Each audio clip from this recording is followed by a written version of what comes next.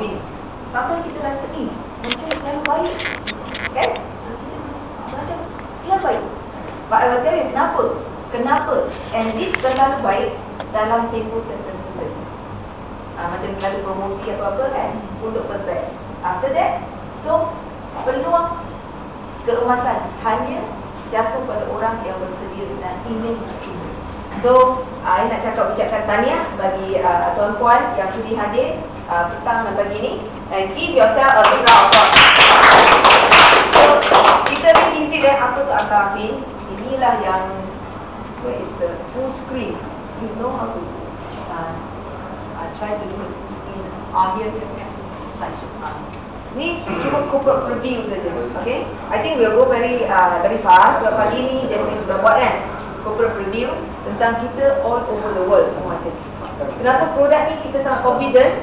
Sebab tuan dekat belakang kita memang ada kekuatan, the financial muscle kita sangat kuat. So tentang yang guarantee part apa-apa, kita memang dah ada asset untuk itu dekat kami. Alright? Okay?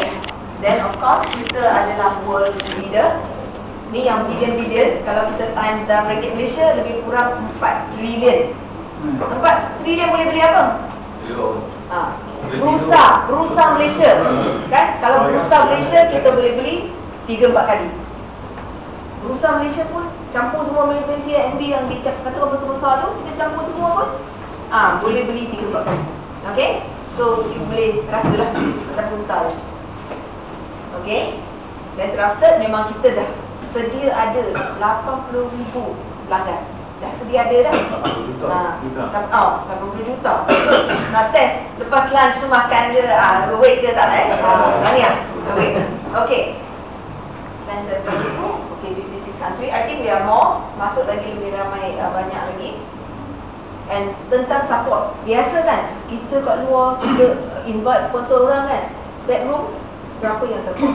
Not to worry, kita ada ramai. In this world, ramai yang support. As long as you keluar cakap marketing plan, then tentang the processing, analysis, investment tu memang kita kat belakang support. Why? Kenapa?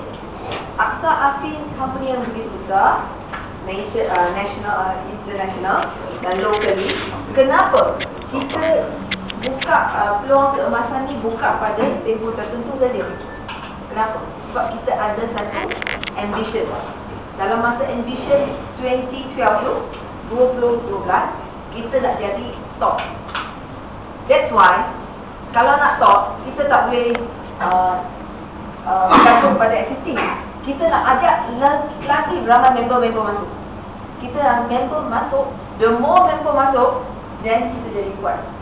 So because of this ambition, dalam tempoh sekian, kita offer pada business partner yang interested, yang sanggup dan berani dan berwawasan untuk berjuang bersama kita untuk jadi top. So, adakah anda sudah bersedia? Yeah!